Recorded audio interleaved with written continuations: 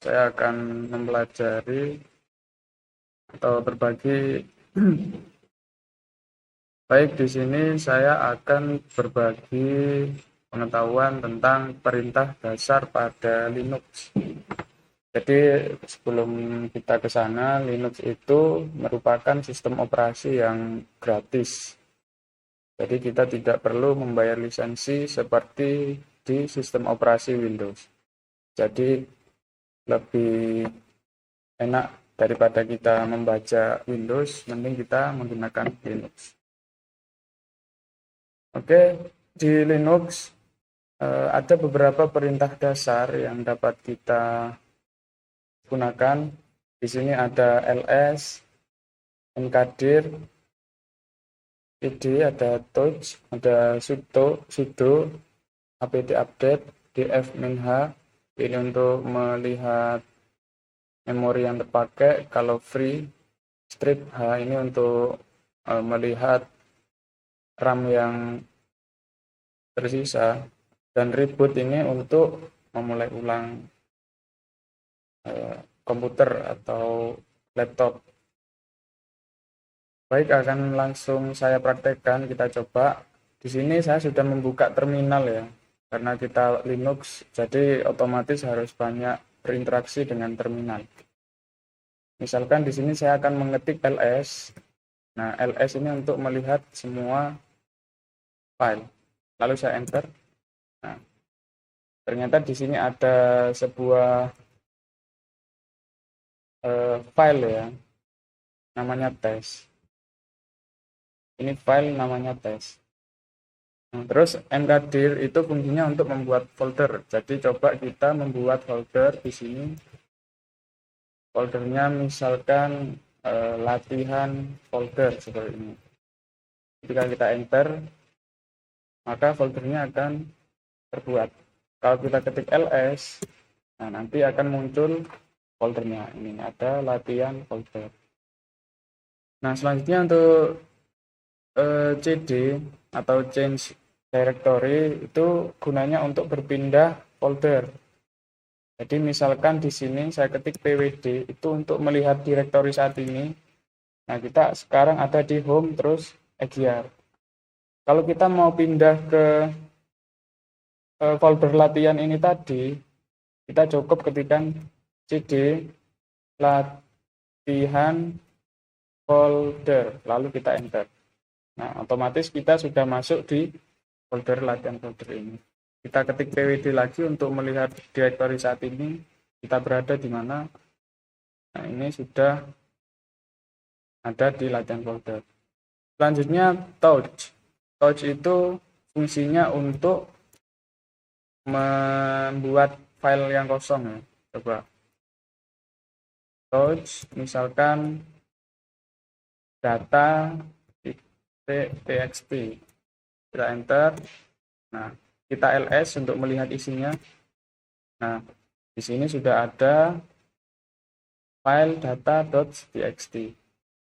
Tapi sayangnya ini masih tidak ada isinya alias kosong. Untuk melihatnya kita bisa pakai cat data txt, enter. Nah, kosong karena memang tidak ada. Kalau kita mau mengedit isinya bisa pakai nano data.txt. Nah, maka di sini akan muncul tampilan lagi. Misalkan di sini kita beri nama ya, nama Egi Aunur, alamat Indonesia misalkan. Terus hobinya mancing. Oke.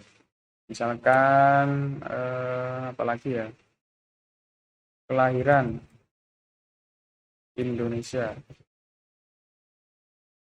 Nah, kalau sudah selesai seperti ini, kita save. Caranya adalah biasanya saya pakai Ctrl X. Nah, nanti di bawah akan muncul seperti ini. Ketik saja, bukan ketik ya, tekan saja Y di keyboard. Karena Y itu artinya yes. Y. Nah, di sini kita disuruh ngasih nama di sini ya. Kalau kita mau mengubah namanya tinggal dihapus saja. karena saya ini tetap mau seperti ini, maka saya tidak ubah, langsung enter. Nah, maka yang tadi sudah kesimpan. Untuk melihatnya pakai cat data.txt. Nah, ini yang sudah kita buat tadi, sudah ada.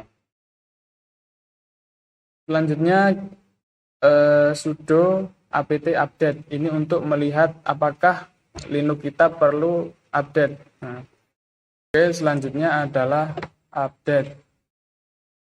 Coba kita coba di sini update. Fungsinya untuk melihat apakah di Linux kita perlu diupdate ya, seperti Windows Update sama. Kita ketik saja. Nah, kita tunggu sampai selesai. Nah, nanti kalau sudah selesai, kita pakai lagi komen sudo apt spasi upgrade. Nah, lalu enter dan tunggu hingga selesai. Nanti kalau ada pertanyaan untuk melanjutkan atau tidak, pilih saja Y.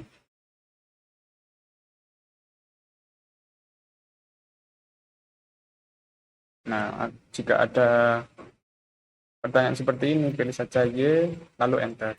Karena saya tidak ingin mengupgrade-nya, saya pilih N. Nah, untuk membersihkan terminal, kita pakai perintah clear, enter. Dia akan bersih. Selanjutnya, untuk perintah selanjutnya adalah df -h.